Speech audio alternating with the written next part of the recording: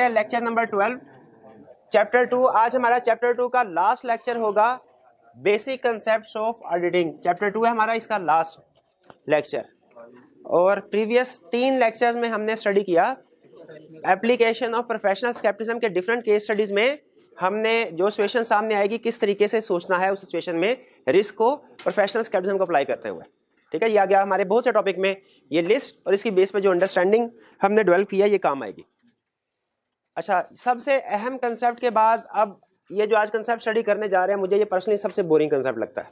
इसमें कंसेप्ट कोई नहीं है, ठीक है, सिर्फ याद करने वाला मटेरियल है, मेमोरी टेस्ट। लेकिन फिर भी मेरी कोशिश होगी हत्तुल इम्कान इसको कंसेप्चुअली आपके साथ डिस्कस करूं। खास तौर पे इसमें कुछ एग्जांपल्स ऐड कर दूं जिनसे ये टॉपिक भी समझ आ जाए, अंडरस्टैंडिंग क्लियर हो जाए, और आगे चल के चूंकि हमने केस स्टडीज करनी है तो वो भी इसी बहाने से डिस्कस हो जाए। कुछ कंसेप्ट्स डिस्कस हम करेंगे अथॉरिटीज कि क्या हमारे ऑडिटिंग प्रोफेशन के ऊपर कोई रेगुलेटर्स, कोई रेगुलेटरी अथॉरिटीज मौजूद हैं या नहीं। अगर तो कोई रेगुलेटरी अथॉरिटी मौजूद नहीं है तो फिर इसका मतलब क्या होगा कि हर ऑडिटर की अपनी मर्जी है, वो जैसे चाहे ऑडिट करना चाहे करे, जो प्रोसीजर अपनी मर्जी से परफॉर्म करना चाहे परफॉर्म करे, नहीं करना चाहता ना करे। हर ऑडिटर अपनी मर्जी की रिपोर्ट दे रहा होगा, उसमें अपनी मर्जी की लैंग्वेज, अपनी मर्जी की, जैसे हर स्टूडेंट के इंग्लिश डिफरेंट है दूसरे से, हर एक की वोकैबुलरी डिफरेंट है, तो हर ऑडिटर अपनी अलग-अलग रिपोर्ट दे रहा होगा जिसमें अलग-अलग वर्डिंग यूज हो रही होगी और यूजर्स को समझने में प्रॉब्लम आएगी कि यहाँ पे इससे क्या मुराद है। कोई ऑडिटर रीजनेबल एश्योरेंस का वर्ड यूज कर रहा होगा, कोई मैक्सिमम एश्योरेंस का वर्ड यूज कर रहा होगा, कोई फुल एश्योरेंस का वर्ड यूज कर रहा होगा, तो यूजर्स को समझ नहीं आएगी अगर कोई रेगुलेटर्स ना हो। लेकिन अगर कोई रेगुलेटर्स होंगे तो वो कोशिश करेंगे कि प्रोफेशन में सिमेट्री लाने की, वो कोशिश करेंगे ऑडिटर्स को गाइड करने की कि इस तरह की सिचुएशन में इस तरह की प्रोसीजर परफॉर्म करने हैं, ये प्रॉब्लम आ जाए तो आपको ये करना चाहिए, रिपोर्ट इशू करनी है तो ये format of report issue, opinion देना है तो ये स्टैंडर्डाइज्ड वर्डिंग होगी, ये गाइडेंस होगी। तो बिल्कुल हमारे प्रोफेशन यानी ऑडिटिंग प्रोफेशन के कुछ रेगुलेटर्स मौजूद हैं। ये रेगुलेटर्स 2 लेवल पे हैं, एक इंटरनेशनल लेवल पे और दूसरा नेशनल लेवल पे। नेशनल लेवल पे बता सकते हैं रेगुलेटर्स कौन कौन है? शाबाश, ICAP और SCCP, ये 2 रेगुलेटर्स हैं। ये दोनों मिलके काम करते हैं, रेगुलेट करते हैं ऑडिटिंग प्रोफेशन को। हमारे ऑडिट से रिलेटेड बहुत सी प्रोविजंस ऐसी हैं जो कि SCCP ने कंपनीज एक्ट में के थ्रू इशू की हैं, जैसे क्वालिफिकेशन ऑफ ऑडिटर, जो बंदा ऑडिटर पॉइंट होगा उसकी क्वालिफिकेशन क्या होनी चाहिए, उसके राइट्स क्या होंगे, ड्यूटीज क्या होंगे, वगैरह वगैरह। और बहुत से एरियाज पे ICAP गाइडेंस प्रोवाइड करता है। तो नेशनल लेवल पे तो ICAP और SCCP दोनों रेगुलेटर शामिल है जो कि हमारे सिलेबस में नहीं है। हमारे सिलेबस में जो रेगुलेटर्स है जिनकी अंडरस्टैंडिंग ऑब्टेन करनी है वो इंटरनेशनल लेवल के। इंटरनेशनल लेवल पे कौन रेगुलेटर्स हैं? 2, IFAC जिसे कहते हैं इंटरनेशनल फेडरेशन ऑफ अकाउंटेंट्स, और IAASB जिसे कहते हैं international auditing assurance standard board. ठीक है, ये 2 अथॉरिटीज हैं, IFAC और IAASB। ठीक है, तो आज के लेक्चर में हम IFAC और IAASB के बारे में स्टडी करेंगे। और फिर जो सबसे अहम काम ये दोनों बॉडीज करती हैं, सबसे अहम काम वो क्या? ऑडिट ISAs इशू करते हैं, उनके बारे में स्टडी करेंगे कि ISAs क्या होते हैं, कैसे इशू किए जाते हैं, बनते कैसे हैं, ये ओरिजिनेट कैसे होते हैं, और क्या एज ऑडिटर हमने इन सब की रिक्वायरमेंट्स को पूरा करना लाजमी है कि कहीं पे हमें ऊंच नीच की इजाजत है। ये हमारे बेसिक कंसेप्ट्स होंगे आज के। एक, रेगुलेटरी अथॉरिटीज को पढ़ना है, हमारे ऑडिट प्रोफेशन की इंटरनेशनल लेवल पे रेगुलेटरी अथॉरिटीज कौन सी हैं, और दूसरा हमने ये रेगुलेटरी अथॉरिटी जो सबसे अहम काम करती हैं यानी international standard zone auditing issue करती हैं, उसका प्रोसेस और उसकी कंपोजिशन के स्टैंडर्ड में क्या क्या चीजें होती हैं, और अथॉरिटी क्या इन स्टैंडर्ड्स की, यानी क्या हमारे लिए इनको कंप्लाई करना लाजमी है या अपनी मर्जी के मुताबिक हम इनको कंप्लाई करें या ना करें। ये हमारे आज के लेक्चर का ओवरव्यू है। स्टार्ट करते हैं सबसे पहले IFAC के ऊपर। IFAC है इंटरनेशनल, IFAC से बनता क्या है? International federation of accountant. अच्छा, यहाँ पे पहली बात ज़हन में ये आती है कि अगर IFAC ऑडिटिंग प्रोफेशन की सुप्रीम ऑर्गेनाइजेशन है तो इसका नाम इंटरनेशनल फेडरेशन ऑफ ऑडिटर्स होना चाहिए था, IFAD। ये IFAC क्यों है? इसलिए कि पाकिस्तान समेत पूरी दुनिया में जो ऑडिटर्स होते हैं वो नॉर्मली चार्टर्ड अकाउंटेंट्स होते हैं।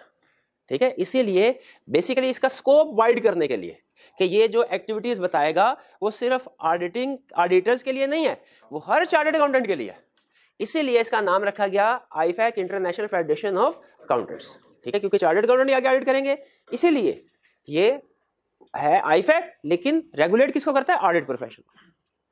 अकाउंटिंग प्रोफेशन को बता सकते हैं कौन बॉडी रेगुलेट करती है? IASB, international accounting standards board. ठीक है, IAS भी है ना, अभी भी नाम चेंज तो नहीं हुआ, बट नाम चेंज होते रहते हैं, इसलिए मैं कंफर्म कर रहा था। चलिए बहरहाल, IFAC क्या? Global organisation. Global organisation. अच्छा मुझे ये बताए, अगर आपने पाकिस्तान में इंटर पास किया हो, FAI काम किया हो, 1100 में से 1100 नंबर लेके, और आप चले जाए UK, आप चले जाए USA, आप चले जाए जर्मनी, वो आपको अपनी लोकल इंटर की क्वालिफिकेशन के बराबर बैठाएंगे? ना ना ना ना, वो नहीं, वो कहेंगे आप हारेगा। हाँ, बहुत सी टेस्टिंग, बाज़ औक़ात इक्विवेलेंस सर्टिफिकेट्स देते भी है, लेकिन बहुत से हमें एडिशनल सब्जेक्ट वगैरह पेपर्स देने पड़ते हैं।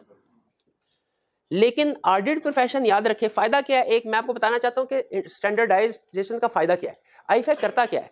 IFAC इंटरनेशनल ऑर्गेनाइजेशन है पूरी दुनिया में ऑडिटर्स की, जो कि समझ लीजिए हमें ऐसा सिलेबस देती है जो पूरी दुनिया के ऑडिटर्स ने उसी को पढ़ना है, उसी के मुताबिक अपने प्रोसीजर परफॉर्म करना है। इसका फायदा क्या होता है? आपने पाकिस्तान में ऑडिट पढ़ना है, जो जो स्टैंडर्ड अकाउंटिंग के, जो जो स्टैंडर्ड ऑडिट के आप पाकिस्तान में बैठ के पढ़ रहे हैं, जर्मनी में, फ्रांस में, इंडिया में, ऑस्ट्रेलिया में, USA में, UK में, हर जगह पे वही स्टैंडर्ड पढ़ाया जाए। थोड़ी बहुत लोकल रिक्वायरमेंट्स चेंज होती हैं, लोकल रिक्वायरमेंट्स जैसे टैक्स की फॉर एग्जांपल, वो आपको पता है, हाँ जैसे लॉ की कुछ वो डिफरेंट हो, लेकिन जो ऑडिटिंग प्रोसीजर्स हैं जो वो सेम होंगे। इससे फायदा क्या होता है कि हमारी रिकग्निशन सिर्फ पाकिस्तान लेवल पे नहीं है, बल्कि पूरी दुनिया में। हम क्वालिफिकेशन पाकिस्तान में कंप्लीट करके दुनिया के किसी हिस्से में भी जाके सेट होना चाहे, बड़ी आसानी के साथ सेट हो सकते हैं, जो कि दूसरी एकेडमिक क्वालिफिकेशन में ऐसा पॉसिबल नहीं होता, निस्बतन मुश्किल है।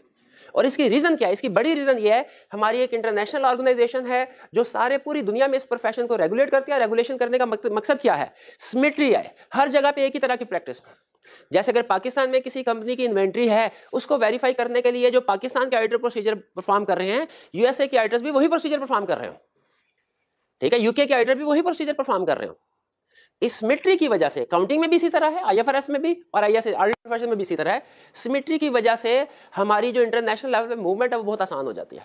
आप एक कंट्री से दूसरी कंट्री में सेटल हो सकते हैं। ये बहरहाल इसका फायदा था आउट ऑफ द बुक्स जो मैंने आपको बताया। किताब क्या कहती है कि IFAC क्या करता है? ये ग्लोबल ऑर्गेनाइजेशन है और लीडर है किस प्रोफेशन में? Audit profession. इनकी एक्टिविटी, IFAC की एक्टिविटी क्या है? काम क्या क्या करता है? ये सपोर्ट करता है, किसको सपोर्ट करता है? कि जो इंटरनेशनल स्टैंडर्ड्स है उनको डेवलप किया जाए, उनको अप्लाई किया जाए। Development and implementation of international standards, इसका मेन काम ये है, स्टैंडर्ड्स को इशू करे ताकि पूरे दुनिया में जो जो इसकी मेंबर बॉडीज हैं, जो जो इसकी, हर मुल्क इसकी मेंबर बॉडी नहीं है, ठीक है, लेकिन पाकिस्तान इसकी मेंबर बॉडी है। जिन कंट्रीज ने इसकी मेंबरशिप नहीं ली वो फिर क्या करते हैं? वो फिर IFAC के इशू किए हुए स्टैंडर्ड्स को फॉलो नहीं करते हैं, अपने बनाए हुए उन्हें खुद बनाने पड़ते हैं। लेकिन इवन वो कंट्रीज भी जो खुद स्टैंडर्ड बनाते हैं वो भी IFAC के स्टैंडर्ड को सामने रख के बना रहे होते हैं। और समटाइम तो ऐसा होता है कि एग्जैक्टली वही पैराग्राफ नंबर भी वही लेके अपना लोकल स्टैंडर्ड बना लेते हैं, ठीक है, जैसे इंडियन फॉर। तो जो बेसिक पर्पस है IFAC का वो क्या है? सपोर्ट करता है हमारे प्रोफेशन को, कैसे? स्टैंडर्ड इशू करता है। अच्छा, यहां पे मैंने जानबूझ के ऑडिटिंग स्टैंडर्ड का वर्ड यूज नहीं किया, इसलिए कि IFAC ऑडिटिंग स्टैंडर्ड भी इशू करता है, ऑडिटिंग के अलावा कुछ दूसरे स्टैंडर्ड भी इशू करता है। अकाउंटिंग पहले मैंने कह दिया आपको, वो तो IAS भी करता है। अकाउंटिंग के नहीं, रिपोर्टिंग स्टैंडर्ड भी नहीं, दूसरे कौन से? कोड रिव्यू के स्टैंडर्ड। क्या हम सिर्फ ऑडिट करते हैं? क्या रिव्यू भी करते हैं? तो रिव्यू के स्टैंडर्ड्स नहीं होते होंगे? रिव्यू के स्टैंडर्ड भी तो है। तो सिर्फ ये कह देना कि IFAC ऑडिटिंग स्टैंडर्ड इशू करता है वो गलत होगा, वो रिव्यू के स्टैंडर्ड भी इशू करता है। मैंने एक टर्म बोली कभी, रिलेटेड सर्विसेज। रिलेटेड सर्विसेज नहीं बोली? चले ये एंड पे बताइएगा, मैं आपको बता दूंगा रिलेटेड सर्विसेज क्या होती हैं। हमारे सिलेबस में नहीं है, लेकिन वैसे टर्म आपके साथ शेयर कर लूं बेहतर है। फिर काउंटिंग प्रोफेशन को प्रमोट करता है, जिस तरह समझ लीजिए, और पब्लिक इंटरेस्ट में बात करता है, speak out in public interest, जहां कहीं पब्लिक इंटरेस्ट इन्वॉल्व हो। ये एक तरह से इंटरनेशनल लेवल पे हमारी ऑडिट प्रोफेशन की मशहूरी करता है। जिस तरह लेबर यूनियंस होती है ना, जो कि प्रोटेक्ट करती हैं लेबर्स के इंटरेस्ट को, उसी तरह IFAC पूरी दुनिया में हमारा रिप्रेजेंटेटिव है, वो हमारे ऑडिट प्रोफेशन को प्रोटेक्ट करता है। और जहां कहीं जरूरत हो ऑडिटर्स का पॉइंट ऑफ व्यू पेश करने की, वहां पे इन द पब्लिक इंटरेस्ट और in the auditing profession interest वो अपना पॉइंट ऑफ व्यू प्रेजेंट करता है। ये है आईफैक की कुछ एक्टिविटीज। स्टैंडर्ड इशू करेगा, रिप्रेजेंटेटिव के तौर पे स्पीक आउट करेगा इन पब्लिक इंटरेस्ट, और प्रमोट करेगा अकाउंटेंट्स को, हमारे अकाउंटेंट्स से मुराद चार्टर्ड अकाउंटेंट्स को, और डेवलप भी करेगा स्टैंडर्ड्स को और इंप्लीमेंट करने में भी हेल्प करेगा। क्लियर? अच्छा, जिस तरह हम ये कहें कि पाकिस्तान एक कंट्री है और हुकूमत पाकिस्तान की कुछ जिम्मेदारियां हैं, तो हुकूमत पाकिस्तान ने इन जिम्मेदारियों को पूरा करने के लिए एडमिनिस्ट्रेटिवली एक स्ट्रक्चर बनाया हुआ है कि पूरी कंट्री को डिफरेंट प्रोविंसेस में क्लासिफाई किया हुआ है और हर प्रोविंस को उनकी कुछ रिस्पॉन्सिबिलिटीज डेलीगेट कर दी गई है जो कि अंडर फेडरल गवर्नमेंट काम करती है। उसी तरह आईफैक के जो एक्टिविटीज हैं या ये रोल्स हैं, एक्टिविटीज कह लें या रोल्स कह लें, इनको पूरा करने के लिए आईफैक ने अपने कुछ बोर्ड्स बनाए हुए हैं, 4 बोर्ड्स। ठीक है, ये बोर्ड्स काम वही करेंगे जो आईफैक की एक्टिविटीज में या रोल्स में शामिल है, लेकिन हर एक का उन्होंने दायरा इख्तियार जो है वो अलग-अलग कर दिया। जैसे एक बोर्ड है IAASB, 4 बोर्ड में से सबसे अहम बोर्ड हमारे लिए यही है। IAASB से क्या बनता है? International auditing and assurance standard board. IAASB ये क्या करता है? ऑडिटिंग और एश्योरेंस स्टैंडर्ड, ऑडिटिंग प्रोफेशन को ऑडिटिंग स्टैंडर्ड इशू करता है इन शॉर्ट। कौन से स्टैंडर्ड? फिर दूसरा है IESBA, international ethics standard board for accountants. Four auditors क्यों नहीं? चार्टर्ड अकाउंटेंट ही ऑडिटर होते हैं नॉर्मली। ये क्या करता है? कोड ऑफ एथिक्स इशू करता है।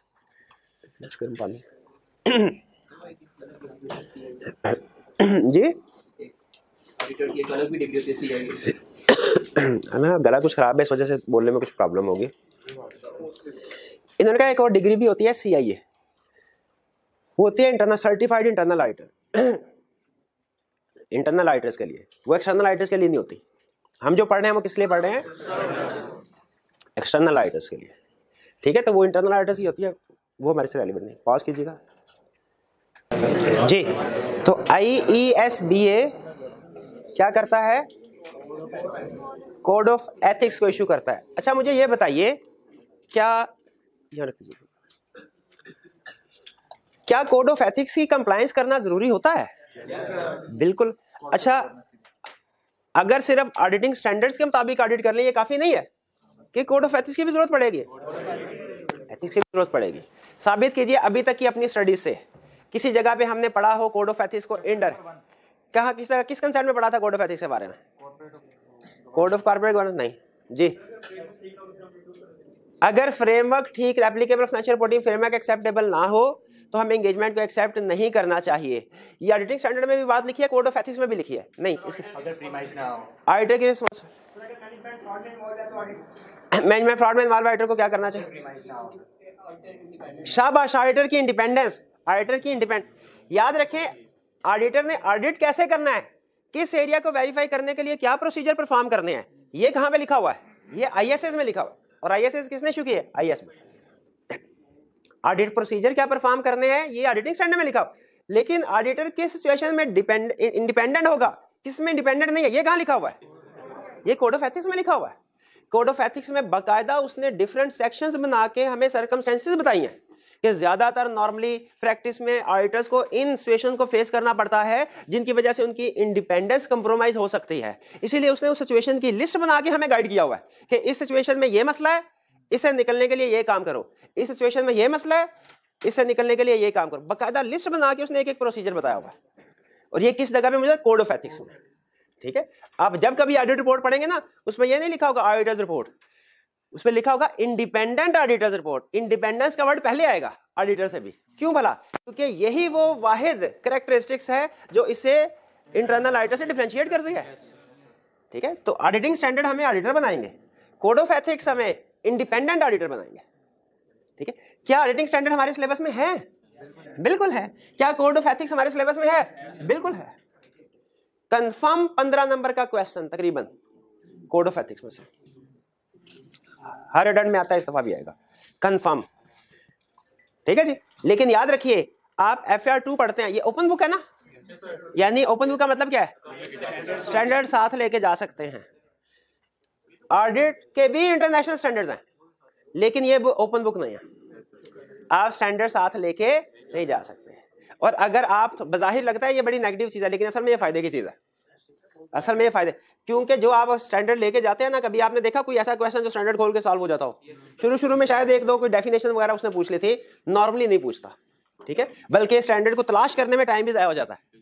हाँ जी, तो जो सब्जेक्ट ओपन बुक होते हैं ना, उनमें से रट्टे को फिर निकाल के, अब पेपर सेटर के पॉइंट ऑफ व्यू से स्ट्रेटजी बता रहा हूँ, जो ओपन बुक एग्जाम होते हैं ना, उसमें से वो रट्टे वाला पोर्शन पेपर में से निकाल लेता है। रट्टे वाले क्वेश्चन फिर नॉर्मली नहीं पूछता, सारी केस स्टडी और कंसेप्चुअल क्वेश्चन पूछता है, कैलकुलेशन वगैरह वाले, ठीक है। तो हमारा पेपर ओपन बुक नहीं है, इसका फायदा क्या हुआ हमें?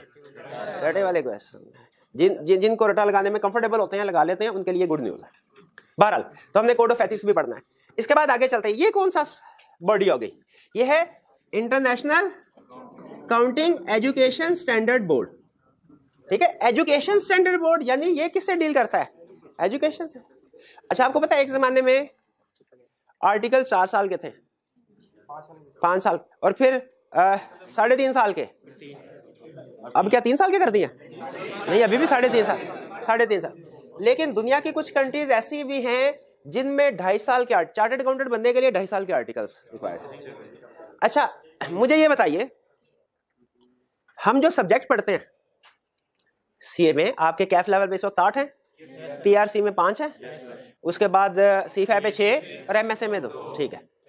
आपने कितने सब्जेक्ट पढ़ने हैं, कौन कौन से सब्जेक्ट पढ़ने हैं, किस डेप्थ तक जाके सब्जेक्ट पढ़ने हैं, ये कौन डिसाइड कर रहा है? आई कैप कर रहा है पाकिस्तान में। लेकिन याद रखें, आई कैप ये IAESB की तरफ से रेगुलेशन इशू हुई है। IAESB क्या करता है? चार्टर्ड अकाउंटेंट बनने के लिए जो प्रोफेशनल एजुकेशन रिक्वायर्ड है, जो एक्सपीरियंस, जो ट्रेनिंग रिक्वायरमेंट्स रिक्वायर्ड है, ये IAESB ने हर मुल्क को इशू की हुई है। और उसमें बताता है कि कम से कम आपको कितने सब्जेक्ट पढ़ने हैं चार्टर्ड अकाउंटेंट बनने के लिए, कम से कम कितने ऐसे की ट्रेनिंग जरूरी है। अब हर मुल्क की मर्जी है, ये याद रखें, ये एजुकेशन एंड ट्रेनिंग रिक्वायरमेंट्स बताता है ये वाला बोर्ड। चार्टर्ड अकाउंटेंट बनने के लिए ऑडिटिंग प्रोफेशन स्टार्ट करने से पहले एंट्री रिक्वायरमेंट्स क्या होंगी, ये कौन बताता है? IAESB। लेकिन ये रिक्वायरमेंट्स मिनिमम है, यानी उसने मिनिमम, एक जगह में पढ़ा था 2.5 साल के आर्टिकल्स रिक्वायर किए हुए हैं। अगर कोई कंट्री इससे ज्यादा ट्रेनिंग पीरियड एक्सटेंड करना चाहती कर सकती है, लेकिन इससे कम नहीं। इसी तरह इन्होंने पेपर, आप अगर देखें CA के पेपर और ACCA के पेपर, आपको फर्क नजर आ जाएगा। ACCA के पेपर में कम होते हैं, ठीक है, CA के पेपर ज्यादा है। और फिर इसी तरह वो शायद बाद में कुछ स्पेशलाइजेशन की तरफ भी ले जाते हैं, चाहे ये सब्जेक्ट पढ़े, चाहे कुछ उन्होंने ऑप्शनल भी दिए हुए।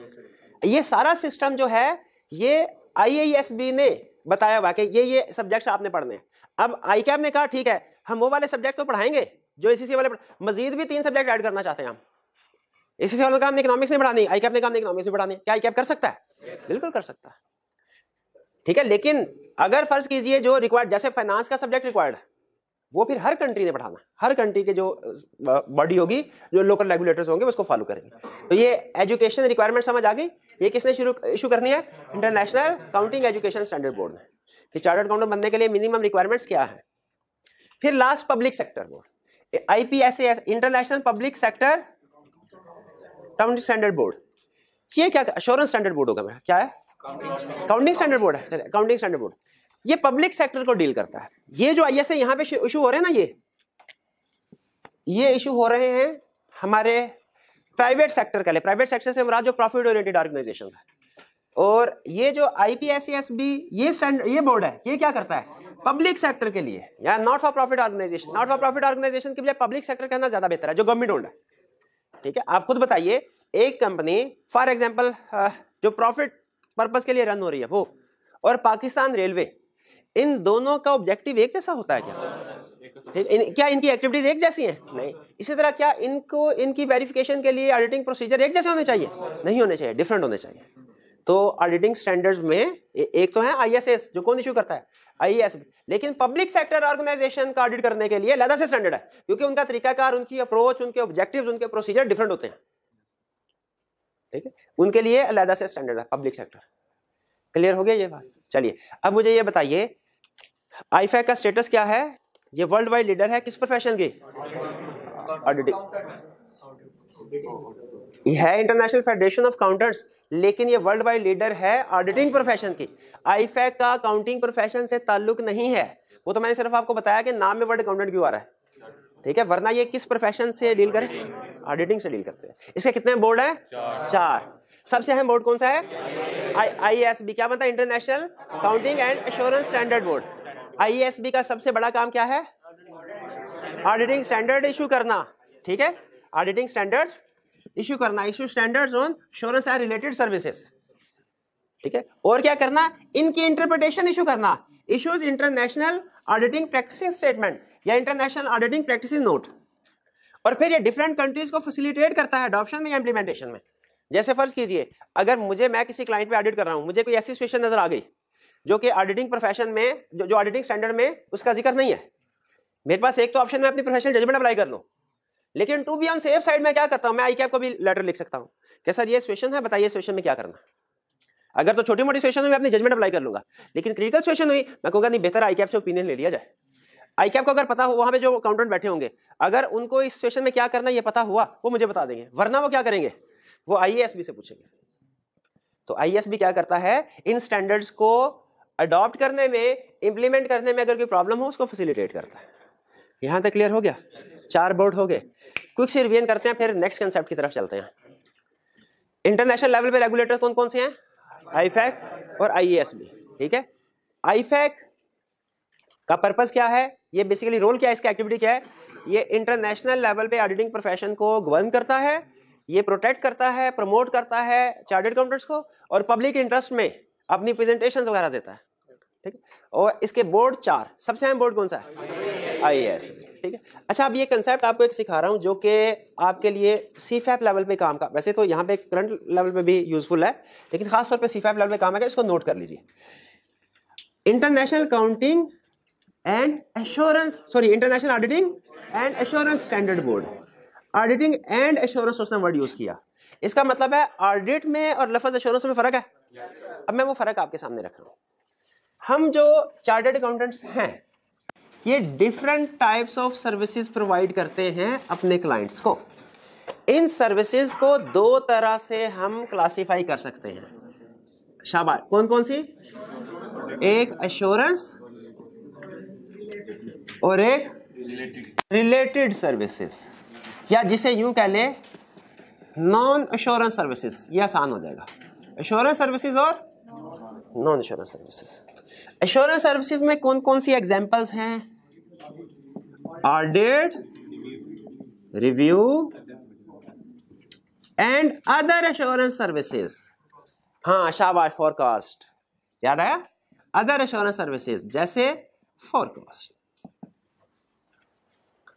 नॉन एश्योरेंस सर्विसेज में कौन कौन सी हैं, इसमें एग्रीड अपॉन प्रोसीजर, इसमें बल्कि क्लासिफिकेशन कर लेते हैं, रिलेटेड सर्विसेज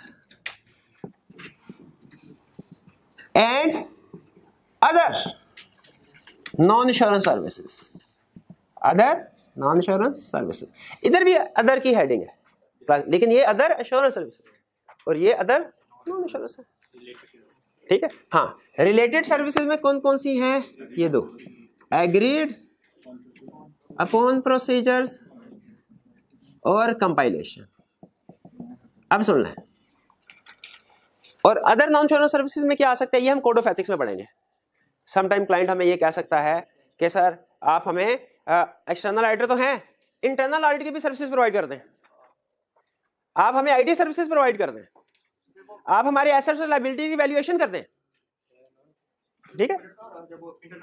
हाँ, क्या फिर इसमें इंडिपेंडेंस का कोई इशू आएगा, बिल्कुल आएगा, वो हम तब जाके पढ़ेंगे। कुछ सिचुएशन में स्टैंडर्ड में अलाउ करता है, कुछ में नहीं करता। बहरहाल मैं आपको अदर नॉन एश्योरेंस सर्विसेज की एग्जांपल बता रहा था, इसको अब आप थोड़ी देर के लिए भूल जाएं। ये स्ट्रक्चर आपके बहुत काम आएगा, इसको कहीं पे लिख लें। ये लिखा हुआ तो फिर तो ठीक है, बेहतरीन हो गया। अब सुने, एश्योरेंस एंगेजमेंट में सबसे ज्यादा परफॉर्म होने वाली एंगेजमेंट कौन सी है, ऑडिट, फिर उसके बाद रिव्यू। हमारे सिलेबस का 90% पोर्शन जो है वो ऑडिट के गिर्द घूमेगा। 90% सेशन जो हमारा, फर्ज कीजिए अगर 100 लेक्चर है तो 90 लेक्चर हमारे ऑडिट से, इसमें रीजनेबल एश्योरेंस प्रोवाइड की जाती है। रिव्यू में लिमिटेड एश्योरेंस, ये एंड में सिर्फ एक चैप्टर है जो हमने पढ़ना, लेकिन ये भी हमारे सिलेबस में, ये भी सिलेबस में। जो अदर एश्योरेंस एंगेजमेंट है ये हमारे सिलेबस में नहीं है, ये कब जाके पढ़ेंगे, CFAP लेवल। उसी तरह रिलेटेड सर्विसेज में 2 तरह की सर्विसेज आती हैं, एग्रीमेंट सिर्फ कंपाइलेशन, ये भी सिर्फ नाम की हद तक, एग्जाम्पल की हद तक हमारे सिलेबस में है, वरना हमने इनके बारे में मजीद कुछ नहीं पढ़ना। ये कहाँ जाके पढ़ेंगे? CFAP लेवल पे जाके ना। लेकिन ये चीज ध्यान में रखिएगा, मुझे बताइए ये नेचर ऑफ एंगेजमेंट, ये नेचर ऑफ एंगेजमेंट, ये नेचर ऑफ ये नेचर ऑफ एंगेजमेंट, ये एक जैसी है नेचर या डिफरेंट है? क्या अब मेन कंसेप्ट जिसके लिए सारा को समझाया था, क्या इन सारी एंगेजमेंट को परफॉर्म करने के लिए एक जैसे ही स्टैंडर्ड होने चाहिए या डिफरेंट होने चाहिए? अब सुन लिये, ऑडिट एंगेजमेंट परफॉर्म करनी हो तो कौन से स्टैंडर्ड्स हैं? International standards on auditing, international standard, ये एक अलग बुक है। रिव्यू एंगेजमेंट परफॉर्म करने के लिए कौन से स्टैंडर्ड होने चाहिए? International standards on review engagement. Other assurance engagement के लिए कौन से स्टैंडर्ड है? International standards on other assurance engagement या international standard on assurance engagement, international standard on assurance. ये सर्विसेज परफॉर्म करने के लिए कौन सा स्टैंडर्ड है? International standard on related services. Agreed upon procedure compilation दोनों किस स्टैंडर्ड में होते हैं? International standards on related service. तो ये छोटे छोटे नाम है, लेकिन आपको याद होने चाहिए ISA में और ISRE में क्या फर्क है और ISRS में क्या फर्क। ये तीन फर्क ऐसे हैं कि CFAP के स्टूडेंट भी कंफ्यूज हो रहे होते हैं कि सर हमने ISRS को कब यूज करना है? भाई जब रिलेटेड सर्विस होगी तब यूज करना है। ISRE को कब यूज करना है? रिव्यू एंगेजमेंट होगी तब करना है। और ISS को कब? और वैसे एडिशनल कंसेप्ट बता रहा हूं आपको, CFAP के लेवल पे जो सबसे बड़ी एग्जामिनर कमेंट से गलती आइडेंटिफाई कर रहा था, जिसका सबसे ज्यादा इंपैक्ट होता है, वो ये है कि कहता है क्वेश्चन मैं पूछता हूं यहां से रिलेटेड सर्विस, स्टूडेंट ने चूंकि ऑडिटिंग स्टैंडर्ड ज्यादा बड़े होते हैं वो जवाब देते हैं इस वाली बुक में, इस वाले रूल्स में से। हालांकि इसके रूल्स और इसके रूल्स फर्क है, इसके रूल्स और इसके रूल्स फर्क हैं। कोई स्टूडेंट मुझे एक फर्क बता सकता है रिपोर्ट के पॉइंट ऑफ व्यू से? 50 रुपए इनाम के ऑडिट की भी रिपोर्ट होगी, रिलेटेड सर्विसेज की भी रिपोर्ट दी जाती है। इन दोनों रिपोर्ट में सबसे बड़ा फर्क जो स्टूडेंट बताएगा 50 रुपए, हालांकि मैंने पढ़ाया नहीं है, लेकिन अगर कंसेप्ट जे एश्योरेंस लेवल का, शाबाश। ऑडिट में कौन सी एश्योरेंस लेवल दी जाती है? शाबाश। और रिलेटेड सर्विसेज में? शाबाश। वो अल्लाह के बंदे ऊपर लिखा हुआ है नॉन एश्योरेंस सर्विसेज, इसमें कोई एश्योरेंस होती ही नहीं है, ना लिमिटेड ना रिव्यू। से ना करें यार, नहीं बच्चे से नहीं भाई, ये सामने की बात है, कोई वैसे नहीं, कोई वैसे नहीं बस। हाँ चले, ये समझ, ये स्ट्रक्चर ध्यान में रखिएगा। आगे चल के जब रिव्यू की तरफ चलेंगे ना, रिव्यू वाले चैप्टर में ये स्ट्रक्चर दोबारा आएगा, वहां पे मैंने इसको यूज करना। यहाँ तक क्लियर है? चलिए अच्छा मुझे ये बताएं, ये सारे स्टैंडर्ड कौन इश्यू करता है भला? ISAS है, ये IAS, ठीक है। इसलिए मैंने यहाँ पे हाँ लिखा ऑडिट स्टैंडर्ड नहीं लिखा, एश्योरेंस एंड रिलेटेड सर्विसेज लिखा। अब आपको समझ आ गई होगी रीजन क्या है। आगे चलते हैं। Process of developing and issuing a new ISA, process of, यानी एक नया ISA कैसे डेवलप होता है और कैसे इशू होता है। ठीक? अगर आप आज से अभी आपने तो वैसे ना पहले पढ़े ना अभी आपने इंटरनेशनल स्टैंडर्ड ऑडिटिंग पढ़ने, लेकिन आपको बता रहा हूं, अगर आप आज से 25 साल पहले से ये कर रहे होते ना, तो उस वक्त ऑडिटिंग स्टैंडर्ड इतने से होते, इतनी सी बुक थी, ठीक है, हाँ 600-700 सफ़ों की। अब आप जब आप CFAP लेवल पे जाएंगे ना, आपको एक नहीं 4 बुक्स मिलेंगी, और उनमें से जो एक बुक पहले वाली बुक है जो ऑडिटिंग स्टैंडर्ड की, ऑडिटिंग की लदा है, रिव्यू वगैरह की लदा है, इतनी मोटी सी। हाँ, बल्कि उसमें एक स्टैंडर्ड तो ऐसा है जो पुराने पूरे स्टैंडर्ड्स के बराबर है, पुराने पूरे तकरीबन, मतलब थोड़ा सा मैंने एग्जैजरेट कर दिया, लेकिन तकरीबन समझ लीजिए उतना। ये कैसे हुआ? आज से 25 साल पहले ये प्रोफेशन इतना इजी था, इतना उसमें कम रिक्वायरमेंट थी, ज्यादा कैसे? फ्रॉड की वजह से।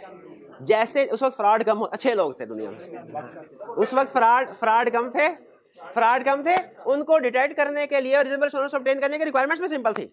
फिर जैसे जैसे फ्रॉड आते गए सामने, तो IFAC ने पूरी दुनिया के ऊपर नजर रखी होती है कि पूरी दुनिया के किसी भी मुल्क में कोई बड़ा फ्रॉड अगर सामने आता है ना, इनकी टीम रिसर्च करने के लिए पहुंच जाती है, क्योंकि अगर कोई भी फ्रॉड सामने आया तो दो में से एक ऑप्शन होती है, या तो बल्कि दो, या तो पहली चीज ऑडिटिंग स्टैंडर्ड्स में कोई गड़बड़ है, वो कोई ऐसी सिचुएशन सामने आ गई जिसका ऑडिटिंग स्टैंडर्ड में जिक्र नहीं था और ऑडिटर ने उसको सही तरीके से एड्रेस नहीं किया और वो फ्रॉड सामने आया, फ्रॉड हो गया उसकी वजह से। दूसरा इशू क्या हो सकता है कि ऑडिटिंग स्टैंडर्ड्स में वो सिचुएशन मौजूद थी, ऑडिटर ने सही तरीके से उसके ऊपर अमल नहीं किया।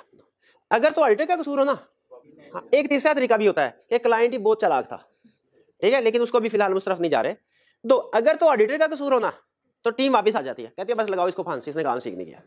लेकिन अगर पता चले ऑडिटिंग स्टैंडर्ड में डेफिशिएंसी है, इस सिचुएशंस को ऑडिटिंग स्टैंडर्ड में डिस्कस नहीं किया गया और ये सिग्निफिकेंट सिचुएशन है, बड़ी सिचुएशन है, तो फिर टीम क्या करती है, उस इश्यू को पकड़ती है। जैसे फर्ज कीजिए अगर वो फिक्स एसेट में फ्रॉड हुआ था, तो वो टॉपिक सेलेक्ट करती है कि फिक्स एसेट का, और फिर अपनी रिसर्च करती है, एक रिसर्च रिपोर्ट बनाती है कि हमारे एग्जिस्टिंग स्टैंडर्ड में ये टॉपिक मौजूद ही नहीं है, अब या तो इसके लिए नया स्टैंडर्ड आए या एग्जिस्टिंग स्टैंडर्ड में रिवीजन करनी पड़ेगी।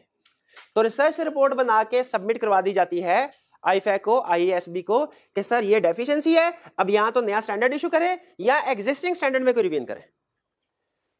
जब ये आईएएसबी के पास पहुंचता है तो आईएएसबी इसको सामने रख के, वहां पे जाहिर है बड़े दिमाग बैठे हैं, वो डिसाइड करते हैं कि रिक्वायरमेंट्स क्या क्या ऐड होनी चाहिए हमारे एग्जिस्टिंग स्टैंडर्ड्स में, और वो एक रफ स्टैंडर्ड बना लेते हैं। रफ स्टैंडर्ड को कहते हैं एक्सपोजर ड्राफ्ट। आप प्रैक्टिस में जाके ये टर्म बहुत सुनेंगे, एक्सपोजर ड्राफ्ट। अब तो तकरीबन हर वक्त कुछ ना कुछ एक्सपोजर ड्राफ्ट पेंडिंग होते हैं, यानी इस वक्त भी बहुत से रिवीजन इन प्रोसेस हैं।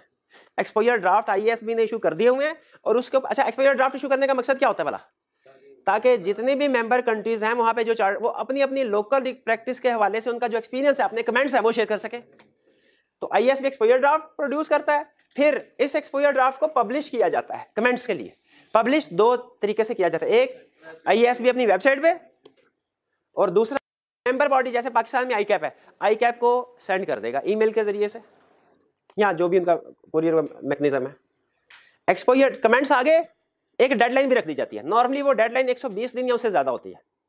डेडलाइन रखने के बाद जब कमेंट्स रिसीव हो जाते हैं तो फिर टीम दोबारा बैठती है आईएएसबी की और डिसाइड करती है कि कौन से कमेंट को हमने एक्सेप्ट करना है, किसको रिजेक्ट करना है।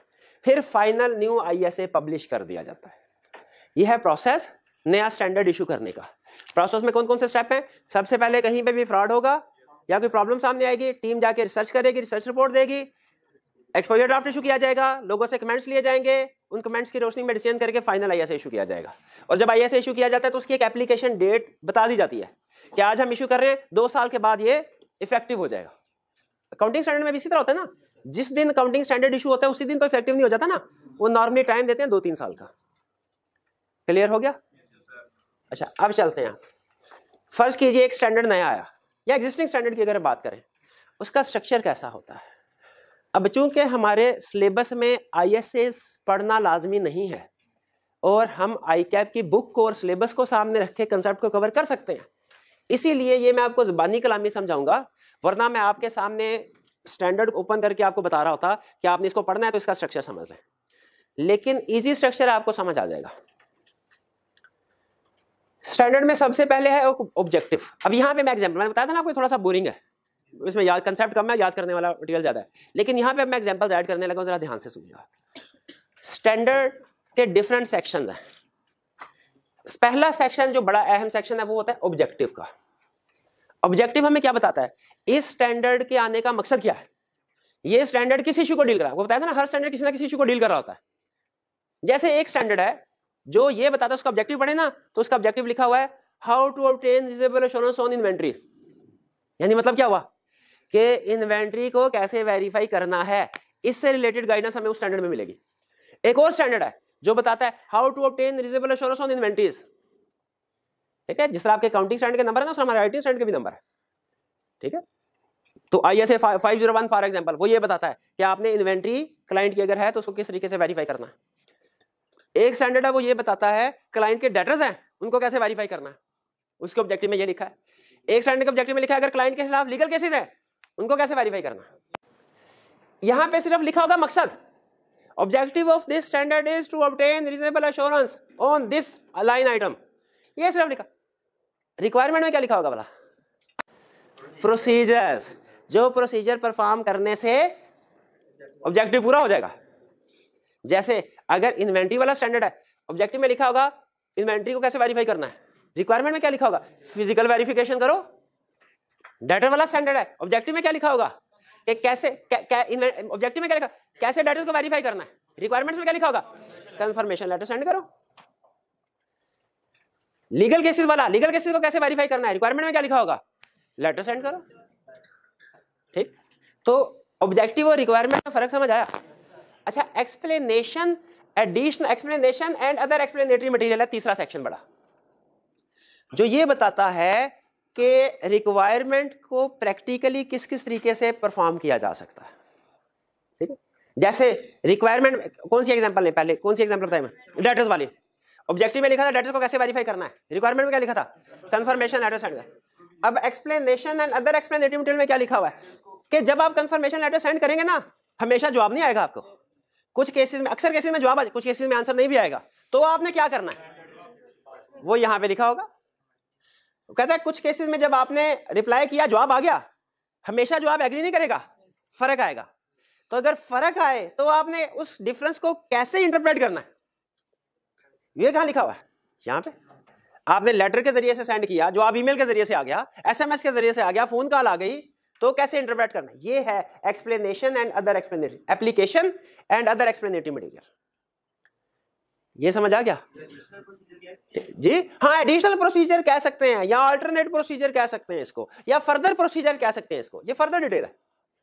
ठीक है, जैसे इन्वेंटरी है, इन्वेंटरी वाले स्टैंड ऑब्जेक्टिव में क्या लिखा हुआ है, कैसे रिक्वायरमेंट में क्या लिखा हुआ है, फिजिकल वेरिफिकेशन करो। लेकिन application and other explanatory material में क्या लिखा होगा कि फर्ज करो कोरोना वायरस की वजह से आप स्टॉक काउंट नहीं कर सके, महीने बाद गए, तो क्या करना, रिवर्स वर्क। ये गाइडेंस में पता चला था हमें, रिवर्स वर्किंग की इजाजत है हमें।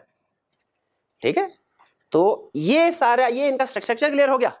फिर इसके बाद इसमें कुछ और चीजें भी आती हैं, जैसे डेफिनेशंस भी होती हैं, इफेक्टिव डेट भी होती है, वो हमारे लिए अहम नहीं है। हमारे लिए जब कभी भी आप स्टैंडर्ड पढ़ेंगे, जब कभी भी स्टैंडर्ड पढ़ेंगे, आपके लिए सिर्फ 3 चीजें अहम हैं, ऑब्जेक्टिव क्या है, रिक्वायरमेंट क्या है, और application and other explanatory material होगा, जो मैंने आपको बता दिया कि फर्दर गाइडेंस प्रोवाइड करता है। यहां तक क्लियर हो गया। आज के लेक्चर का लास्ट कंसेप्ट,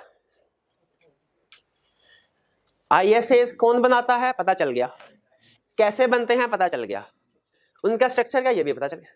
अब बेसिक क्वेश्चन, क्या हमारे लिए इन आईएसएस को फॉलो करना लाजमी है कि हम 19-20 कर सकते हैं? सुनिएगा जरा गौर से, सुनिएगा जरा गौर से। कंसेप्ट है अथॉरिटी या स्टेटस ऑफ आईएसएस। आईएसएस की क्या अथॉरिटी है, क्या स्टेटस है। अब सुने, एक सिंपल एक सेंटेंस में बता रहा है, आईएसएस का स्टेटस ये, अथॉरिटी ये है कि आपने सारे आईएसएस की सारी रिक्वायरमेंट्स को पूरा करना है, comply all requirements of all ISS, her ISA की हर रिक्वायरमेंट को पूरा करना है। आपने काउंटिंग में कहीं एक डिस्क्लोजर पढ़ा हुआ है, these financial statements have been prepared in accordance with IFRS. ये डिस्क्लोजर आता है ना, आता है, पढ़ा हुआ। उस डिस्क्लोजर की इंटरप्रिटेशन में वो ये कहता है कि ये आपने डिस्क्लोजर सिर्फ उस सूरत में दे सकते हैं जब आपने सारे के सारे आईएफआरएस को फॉलो किया हो। अगर आपने कुछ आईएसए को फॉलो किया, कुछ को नहीं किया, तो आप ये लाइन नहीं लिख। एग्जैक्टली उसी तरह एज ऑडिटर, अच्छा मुझे ये बताइए, हम अपनी ऑडिट रिपोर्ट में अगर ये लिख दे हमने ये ऑडिट अपनी मर्जी से किया है, और दूसरी लाइन हमने ये ऑडिट आईएसएस के मुताबिक किया है, यूजर किस पे ज्यादा कॉन्फिडेंट हो, आईएसएस के मुताबिक। लेकिन आईएसए कहते हैं अगर आप अपनी रिपोर्ट में ये लिखना चाहते हैं we have conducted our audit in accordance with international standards on auditing, तो कसम है आपको क्या कि आपने हर आईएसए की हर रिक्वायरमेंट को पूरा करना है। एक आईएसए की एक रिक्वायरमेंट को भी पूरा ना किया, ये लाइन नहीं लिख सकते आप, ये लाइन नहीं, ये ज़हन में रखिएगा, हर आईएसए की हर रिक्वायरमेंट। उसने कहा लेकिन 2 एक्सेप्शंस हैं जिनमें कोई रिक्वायरमेंट तो होगी लेकिन आप पूरा ना करें तो खैर है। जैसे पहले, अच्छा दोनों लफ्जों में आपने फर्क रखना है, एक में कह रहा है इफ नॉट रेलिवेंट, दूसरा इफ नॉट। फर्क क्या है? कहता है अगर कोई स्टैंडर्ड या उसकी रिक्वायरमेंट नॉट रेलिवेंट हो तो उसको पूरा ना करो, उसके बावजूद रिपोर्ट में लिख सकते हो we have conducted our audit in accordance with ISS. हमने कहा इसका क्या मतलब है, एग्जांपल से बताओ। उसने कहा फर्ज कीजिए ऑडिटिंग स्टैंडर्ड में एक जगह पे रिक्वायरमेंट में लिखा हुआ है अगर क्लाइंट की इन्वेंट्री है तो आपने उसको फिजिकली वेरीफाई करना है, लेकिन फर्ज कीजिए जिस ऑडिट क्लाइंट कार्ड करने के लिए गए उसकी इन्वेंट्री है ही नहीं, रिक्वायरमेंट सर्विस सेक्टर रिक्वायरमेंट पूरी करेंगे, फिजिकल वेरिफिकेशन करेंगे नहीं करेंगे, लेकिन रिपोर्ट में इसके बावजूद लिख देंगे we have conducted our audit in accordance with ISS, तो उसका मतलब क्या हुआ, रेलिवेंट नहीं। रेलिवेंट का मतलब समझा? ऑडिटिंग स्टैंडर्ड ये कहते हैं कि अगर क्लाइंट के डाटा से कंफर्मेशन लेटर सेंड करो, एक क्लाइंट कार्ड करने के लिए गए उसके डाटा थे नहीं, एडवांस में काम करता था, तो क्या आप कंफर्मेशन लेटर सेंड करेंगे? लेकिन स्टैंडर्ड ने तो रिक्वायर किया हुआ करने हैं, और भाई वो सिचुएशन ही एग्जिस्ट नहीं करती, रेलिवेंट नहीं है। एक जगह पे स्टैंडर्ड ने कहा अगर ऑडिटर मॉडिफाइड ओपिनियन इशू कर रहा हो तो वो जिस चीज की वजह से ओपिनियन मॉडिफाई हो रहा है उसका रिपोर्ट में जिक्र करेगा। वो जो भी मसला है उसका रिपोर्ट में जिक्र करना चाहिए ना, स्टैंडर्ड ने कहा करेगा। लेकिन फर्ज कीजिए हमने ऑडिट किया और उसमें अनमॉडिफाइड ओपिनियन दिया, क्या जो मॉडिफाइड ओपिनियन वाली इंफॉर्मेशन है हमें इंक्लूड करनी चाहिए? लेकिन स्टैंडर्ड तो कहता है करेंगे। रेलिवेंट नहीं है। रेलिवेंट का मतलब समझ आया कि वो जिस सिचुएशन के लिए रिक्वायरमेंट है वो सिचुएशन ही एग्जिस्ट नहीं कर रही। अब सुनिए प्रैक्टिकेबल का मतलब क्या है।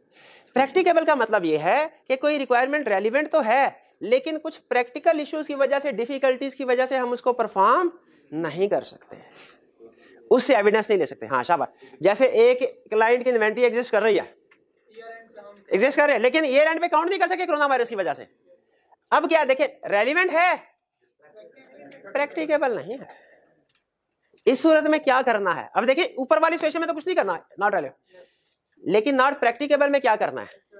स्टैंडर्ड कहता है आप अल्टरनेटिव प्रोसीजर से एविडेंस ले लें। अल्टरनेटिव प्रोसीजर से आप, क्योंकि हमें असल मकसद हमारा प्रोसीजर नहीं है, एश्योरेंस है, एविडेंस है। अब मैं आपको थोड़ा जरा लॉजिकली सोचिएगा, क्रिटिकली।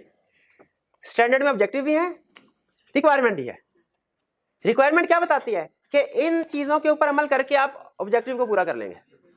जरा सोच के बताइए, ऑब्जेक्टिव और रिक्वायरमेंट दोनों में से वैसे दोनों ही होनी चाहिए और नॉर्मल रूल भी यही है कि रिक्वायरमेंट को पूरा करेंगे ऑब्जेक्टिव पूरा होगा, लेकिन दोनों में से ज्यादा अहम कौन है? ऑब्जेक्टिव। साहब यही कंसेप्ट समझाना था, ऑब्जेक्टिव ज्यादा अहम है। इसीलिए किसी सिचुएशन में अगर कोई रिक्वायरमेंट पूरी करना नॉट प्रैक्टिकेबल हो लेकिन हम कोई और प्रोसीजर परफॉर्म करके एविडेंस ले लें, स्टैंडर्ड इजाजत देता है कि नहीं देता?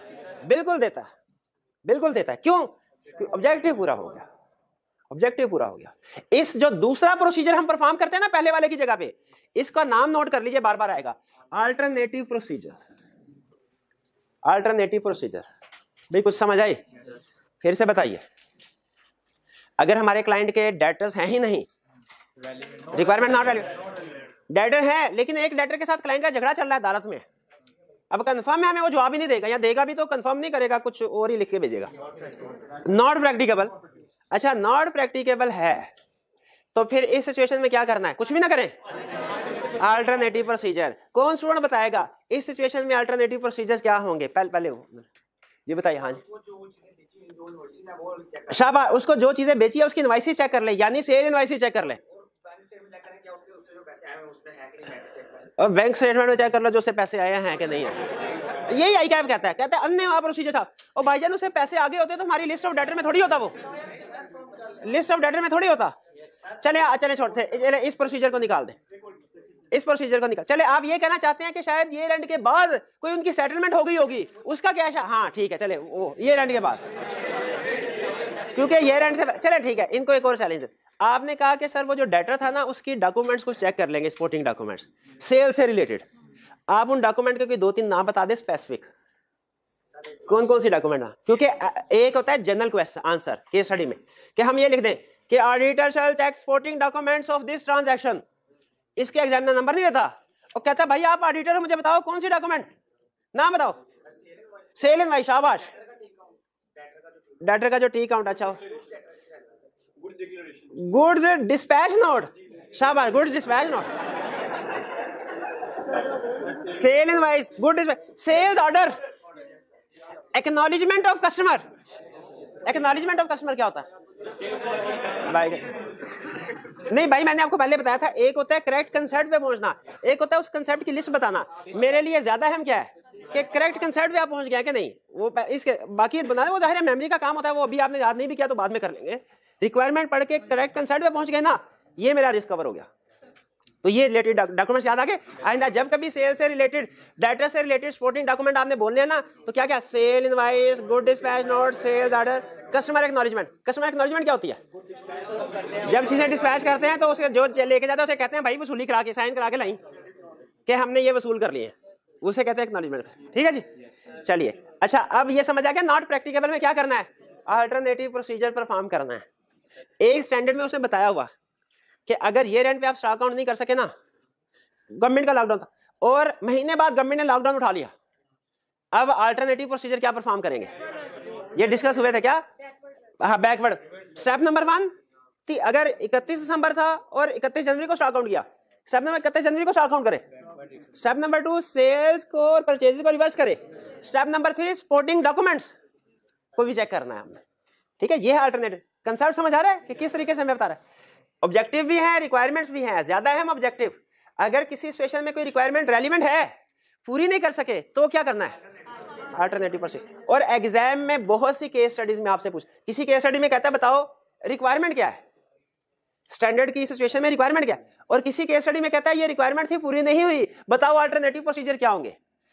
स्टूडेंट की परफॉर्मेंस जो रिक्वायरमेंट वाला क्वेश्चन होता है ना, उसमें बहुत अच्छी होती है। क्यों भला, वो लिखा हुआ रटा लगाया था। लेकिन जहां पे अल्टरनेटिव प्रोसीजर की बात करता है उस थोड़ा 12 बज जाते हैं। वो क्या, क्योंकि वो प्रोफेशनल जजमेंट अप्लाई करके थोड़ा सोचना होता है। लेकिन फिर भी आई कैप जिन जिन सिचुएशन को पूछ सकता है ना, जो स्टैंडर्ड में नहीं है लेकिन आई कैप ने पास में पूछी है या पूछ सकता है, उन सब सिचुएशन को कवर करके हमने बुक में कवर किया हुआ है। आपने सिर्फ इतना करना है, सिलेक्टिव स्टडी कोई नहीं करनी, सिलेक्टिव स्टडी कोई नहीं करनी। इंशाल्लाह आप रिक्वायरमेंट भी बता पाएंगे और जो किसी सिचुएशन में अल्टरनेटिव वो भी बता पाएंगे। क्लियर। चलिए, ये था हमारा यहाँ तक का लेक्चर, आज का लेक्चर। इसमें खास तौर पे जो मैंने एग्जांपल्स आपके साथ और कंसेप्ट डिस्कस किया ना, ये वाला, ये हमें आगे फ्यूचर स्टडी में यूज होगा। कोई क्वेश्चन हो तो पूछ लीजिए। शाबाश, अल्टरनेटिव प्रोसीजर में वीडियो लिंक के जरिए से भी काउंटिंग में पार्टिसिपेट कर सकते हैं। यस, बल्कि पाकिस्तान में नहीं, इंटरनेशनली बिग 4 में से एक फर्म ने ड्रोन को भी यूज किया हुआ है। हाँ जी, ड्रोन कैमरा के जरिए से स्टॉक काउंट, ये कोरोना के दिनों में, तो बिल्कुल किया जा सकता है। ये हालांकि स्टैंडर्ड में कहीं भी इसका जिक्र नहीं है, लेकिन आप खुद सोचे क्या इसे एविडेंस मिल रहा है? बिल्कुल मिल रहा है। हाँ, क्या पता वीडियो में कुछ छुपा ले, तो उसके भी उसने तरीके बताए हैं, डिफरेंट एंगल से हम वीडियो लेते हैं। वहां पे जो एम्प्लॉई होता है ना, फॉर एग्जांपल। हाँ जी बिल्कुल। चलिए, 1 बाय 1 जी, क्वेश्चन है तो पूछ लीजिए।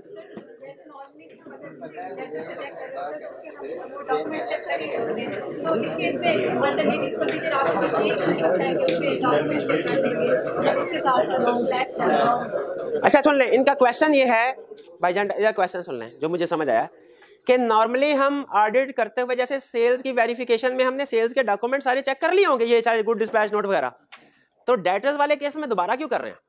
देखिए, उसमें फर्क हो सकता है कि ड्यूरिंग द ईयर कोई सिग्निफिकेंट सेल्स हो लेकिन वो कैश में हो, या डेटर्स थे लेकिन उन्होंने ईयर एंड से पहले पेमेंट कर दी हो। तो जब हम सेल्स को वेरीफाई कर रहे होंगे ना, सेल्स का एरिया, तो सेल्स की टोटल अमाउंट के पॉइंट ऑफ व्यू से वेरिफिकेशन कर रहे होंगे। उसमें जो सिलेक्शन करेंगे वो सेल्स की टोटल फिगर को सामने रख के करते हैं। लेकिन जब डेटर्स को वेरीफाई कर रहे होंगे ना, तो चूंकि सिर्फ क्लोजिंग बैलेंस को रिप्रेजेंट कर रहे होते हैं, जो कि नॉर्मली साल के आखिरी 1-2 महीने की सेल्स होती है, क्रेडिट सेल्स, तो उसके लिए जो प्रोसीजर हमारे सेपरेट होंगे और उसमें हमारी सैंपलिंग का तरीकाकार भी डिफरेंट होगा। हाँ, लेकिन चूंकि दोनों एरियाज इंटर रिलेटेड है, तो बिल्कुल अगर हमने ऑलरेडी वो डॉक्यूमेंट सेल्स में वेरीफाई नहीं किए हुए तो हमें डेटर को करना पड़ेगा। लेकिन अगर ऑलरेडी सेल्स में वो ट्रांजैक्शन वेरीफाई कर ली है जिनकी वजह से ईयर एंड पे डेटर रिकॉर्ड हुआ है, तो फिर दोबारा करने की जरूरत नहीं है। डेटर के साथ क्लैश आ रहा था, इनके उसका इशू चल रहा था डेटर का, जी, तो नॉर्मल में भी जो डेटर होते हैं उनके हम वो वाले डॉक्यूमेंट चेक कर रहे होते हैं, फिर उसको एज एन अल्टरनेटिव प्रोसीजर उसका क्योंकि जिसके साथ क्लैश चल रहा है वो तो हमें नॉर्मली नहीं चेक करना। हाँ, नहीं, इनका क्वेश्चन ये है कि नॉर्मल में भी, नॉर्मल डेटर्स के भी इनवॉइसेस चेक कर रहे होते हैं आप, और जिसका डिस्प्यूटेड डेट है रिसीवेबल, इसकी भी वो डॉक्यूमेंट्स चेक कर रहे हैं। तो दोनों में फर्क क्या हुआ? फर्क सपोर्टिंग डॉक्यूमेंट, फर्क हुआ कंफर्मेशन का। नॉर्मल डेटर्स में हमारे लिए किसी भी डेटर में सबसे अहम जो एविडेंस होता है ना, ये आगे चल के हम पढ़ेंगे, वो होता है कंफर्मेशन। उसकी रीजन क्या है? क्योंकि कंफर्मेशन है एक्सटर्नल एविडेंस, बाकी जितने सेल इनवॉइस गुड ये इंटरनल जाली भी हो सकती है। तो स्टैंडर्ड हमें एक जगह पे सिखाता है, ये external evidence is more reliable then internal evidence. क्या सिखाता है?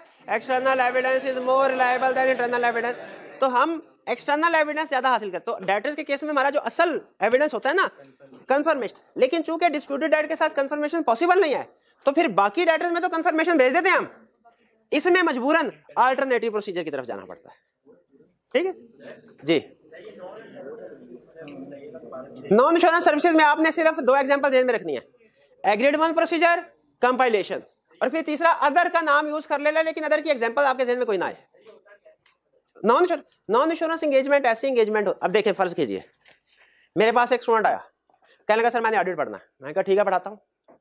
अगर तो वो मेरी इंस्ट्रक्शंस के मुताबिक पढ़ेगा, जिस तरतीब से मैं लेके चल रहा हूं, जिस तरतीब से मैं क्वेश्चन करवा रहा हूं, जो होम असाइनमेंट उसे मैं दे रहा हूं, बताइए उसके रिजल्ट, और अगर वो उसी के मुताबिक अमल करता है, उसके रिजल्ट की जिम्मेदारी मेरे ऊपर है कि नहीं?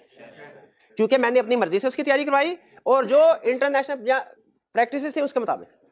लेकिन फर्ज कीजिए अगर कोई स्टूडेंट आगे मुझे कहता है नहीं सर पढ़ना तो है मैंने, लेकिन अपनी मर्जी से। मुझे ये टॉपिक करवाएं, ये ना करवाएं, इसकी प्रैक्टिस ज्यादा करवाएं, इसकी कम करवाएं। प्रैक्टिस में ये एंगेजमेंट भी परफॉर्म की जाती है जिनमें क्लाइंट के इंस्ट्रक्शंस के मुताबिक काम करते हैं। लेकिन मुझे बताइए, इसमें अगर स्टूडेंट फेल हो जाता है, मेरी कोई जिम्मेदारी है? मैं 1% जिम्मेदारी, मैं कहूंगा भाई किया ही आपकी इंस्ट्रक्शंस के मुताबिक है तो जिम्मेदारी मेरी कोई नहीं।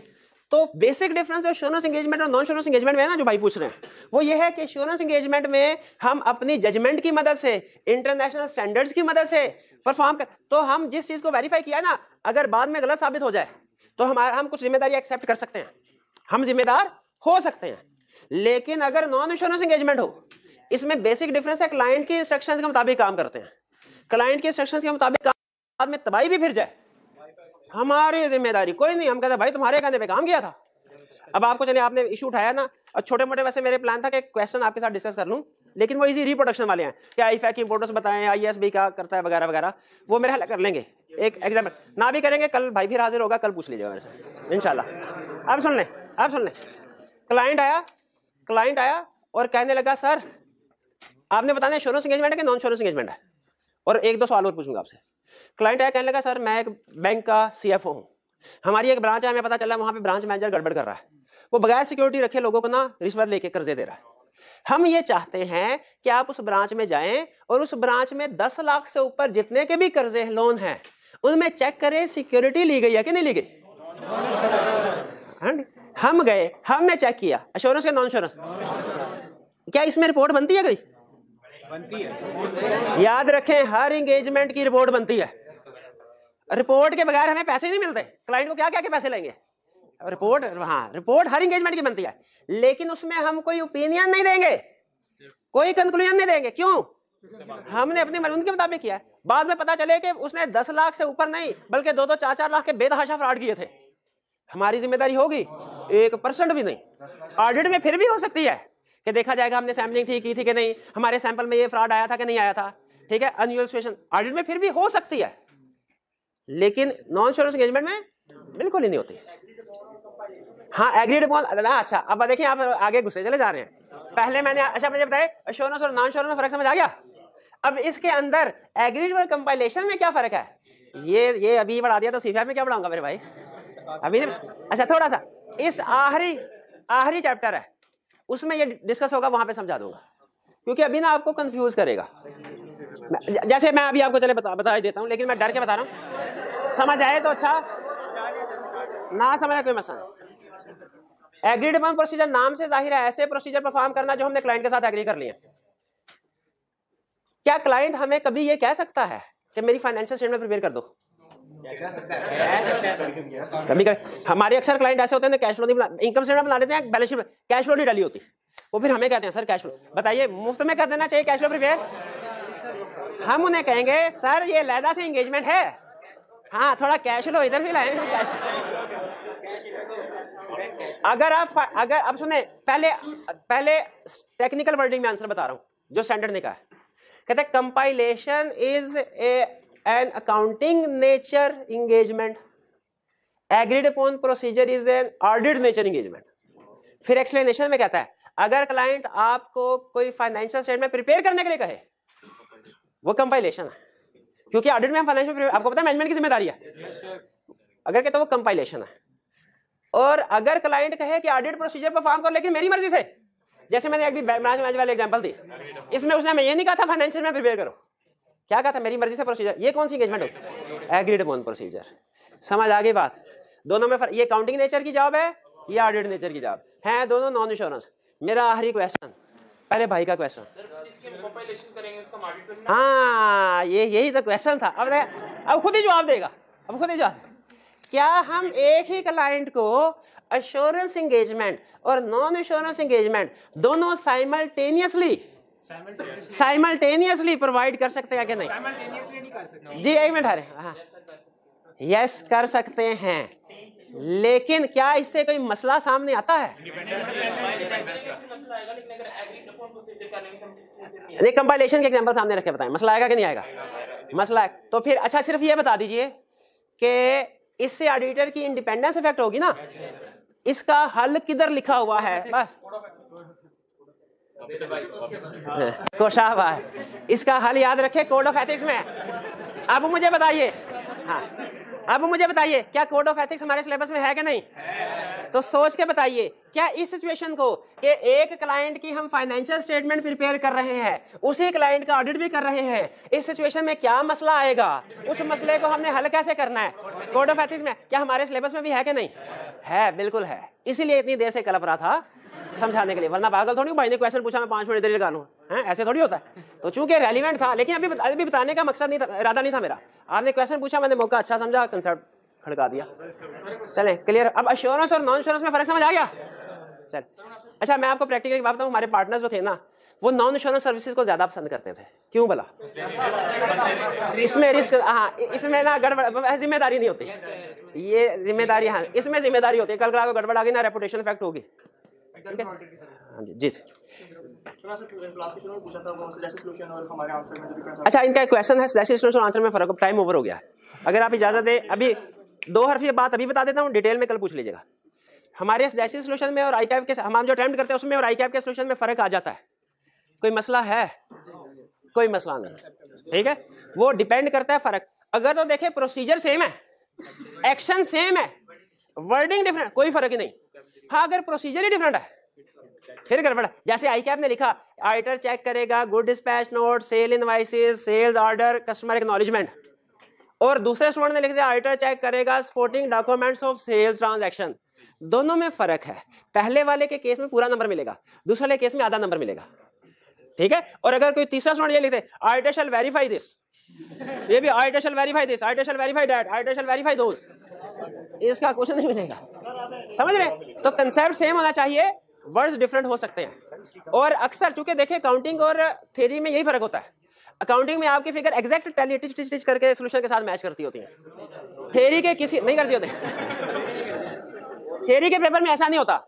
हर स्टूडेंट की अपनी वोकैबुलरी है, अपना सेंटेंस स्ट्रक्चर बनाता है, उसमें हमेशा ऐसे ही होगा, हमेशा फर्क। कभी अभी गारंटी देके कह रहा हूं, कभी ऐसा नहीं होगा। आपका बड़ा भी मैच करेगा ना, बहुत भी, जब आप परफेक्ट लेवल पे पहुंच जाएंगे जो रिक्वायर्ड है, 80% सॉल्यूशन आपका मैच कर सकता है मैक्सिमम, इससे ज्यादा नहीं, इससे ज्यादा। हाँ, और रिक्वायर्ड भी नहीं है। कंसेप्ट आपने हमेशा, जब कभी मैं कहूँ ना सॉल्यूशन पढ़ो, आपने कंसेप्ट मैच करने हैं। ये काउंटिंग नहीं है कि आप फिगर्स भी मैच कर रहे होंगे, फिगर्स मैच नहीं होंगे, एक एक लफ्ज मैच नहीं होगा, काउंटिंग नहीं है।